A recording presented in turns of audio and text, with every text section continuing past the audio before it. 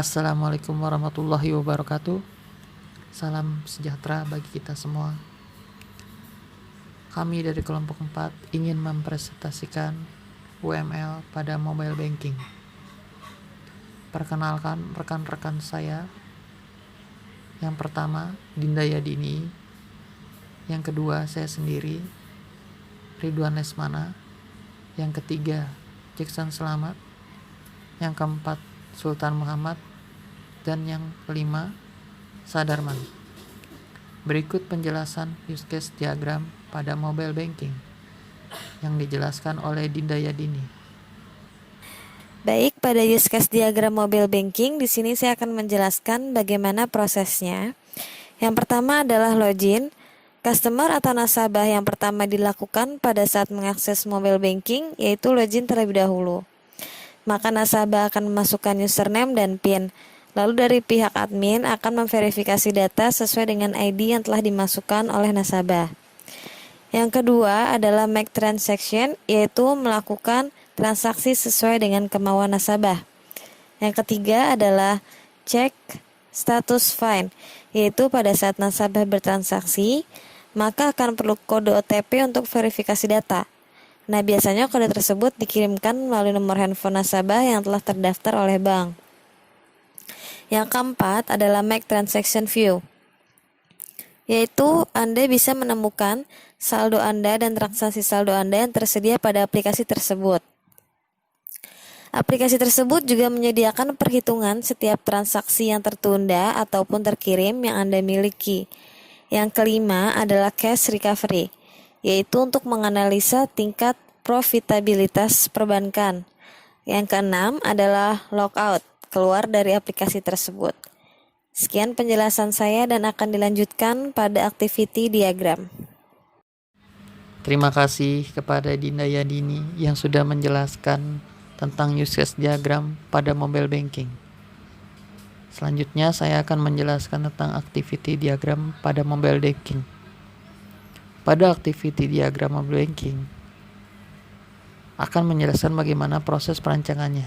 Yang pertama, check user level and permission adalah kegiatan proses input kepada aplikasi tersebut. Misalnya, user untuk mengelola transaksi data seperti mengirimkan uang dan melihat saldo. Akan tetapi jika sebagai admin, maka semua fitur aplikasi bisa diubah atau diupdate sesuai dengan pihak bank. Yang kedua, check permission adalah seseorang yang dapat membatasi akses dalam melihat fitur yang lebih luas serta membatasi akses di luar ID yang dimiliki. Berikut penjelasan dari activity diagram. Selanjutnya yang akan dijelaskan oleh Jackson Selamat tentang sequence diagram. Padanya saya persilakan. Baik, terima kasih. Di sini saya akan lanjutkan menerangkan tentang diagram sequence. Setelah penjelasan use case diagram dan activity diagram, selanjutnya adalah sequence diagram. Sequence diagram itu sendiri adalah salah satu bagian dari diagram-diagram yang ada di UML, yang mana adalah kolaborasi dinamis antara sejumlah objek. Pesan antar objek digambarkan dengan arah panah dari objek yang mengirimkan pesan ke objek yang menerima pesan.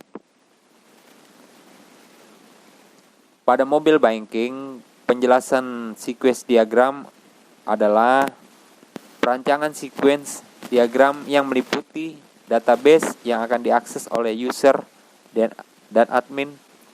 Misalkan, biodata user dan semua saldo yang dimiliki di-save atau disimpan ke database.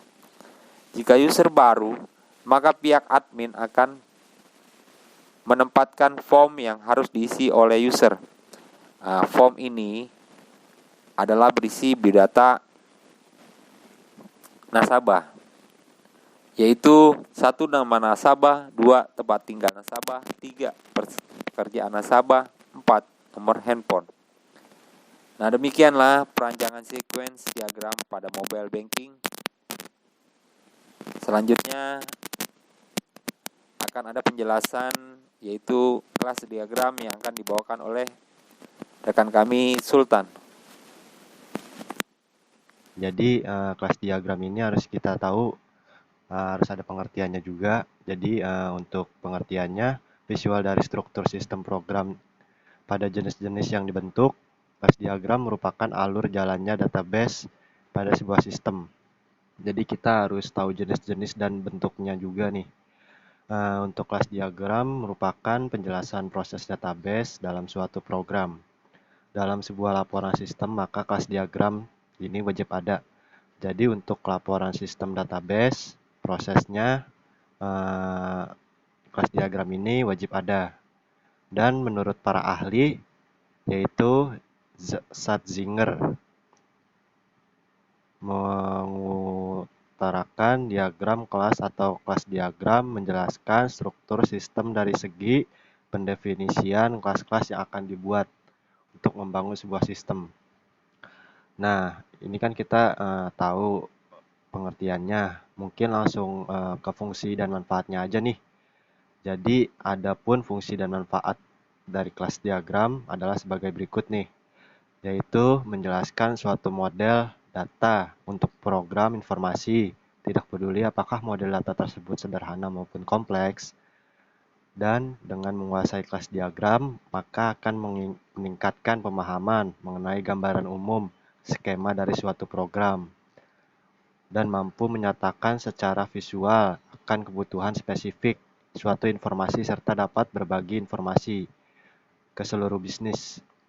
Jadi ada kebutuhan spesifik nih untuk suatu informasi. Dan dengan kelas diagram dapat dibuat bagan secara terperinci dan jelas. Untuk kelas diagram ini dibuatnya secara terperinci dan jelas dengan cara memperhatikan kode spesifik. Nah, selain terperinci dan jelas, kita harus tahu juga nih ada kode spesifiknya juga nih, yaitu apa saja yang dibutuhkan oleh program. Jadi hal ini mampu mengimplementasikan ke struktur yang dijelaskan. Kelas diagram mampu memberikan penjelasan implementasi independen dari suatu jenis program yang digunakan, kemudian dilewatkan di antara berbagai komponennya. Jadi untuk semuanya ini ada strukturnya masing-masing nih. Jadi ada simbolnya juga untuk kelas diagram. Jadi kayak nama underscore kelas pada struktur sistem. Jadi kayak interface yang bulat, logonya, simbol sama dengan konsep interface, pemrograman, berorientasi objek. Jadi kayak anak panah, relasi antar kelas, dan makna kelas yang atau digunakan oleh kelas yang lain. Dan generalisasi untuk antar kelas dengan makna generalisasi, spesialisasi, umum khusus. Dan ada kayak panah cuman dia garis-garis titik-titik gitu. Relasi antar kelas dengan makna ketergantungan antar kelas. Dan untuk contoh kelas diagramnya nih. Jadi pada mobile banking ini terdapat database yang memuat user untuk bertransaksi dengan mudah dan nyaman. Jadi user harus dengan mudah dan nyaman untuk bertransaksi. Jadi kelas diagram ini adalah serangkaian tabel-tabel dan dimasukkan ke dalam database dan menjelaskan suatu model data untuk program informasi. Tidak peduli apakah model data tersebut sederhana maupun kompleks. Jadi model datanya itu nggak peduli nih model datanya sederhana ataupun kompleks. Jadi dengan menguasai kelas diagram maka akan meningkatkan pemahaman mengenai gambaran umum skema dari suatu program. Ya mungkin itu aja untuk penjelasan kelas diagram. Mungkin sekian, terima kasih. Terima kasih kepada Sultan Muhammad yang telah menjelaskan secara detail tentang kelas diagram pada mobile banking. Demikian presentasi dari kelompok kami. Kurang lebihnya kami memohon maaf. Assalamualaikum warahmatullahi wabarakatuh.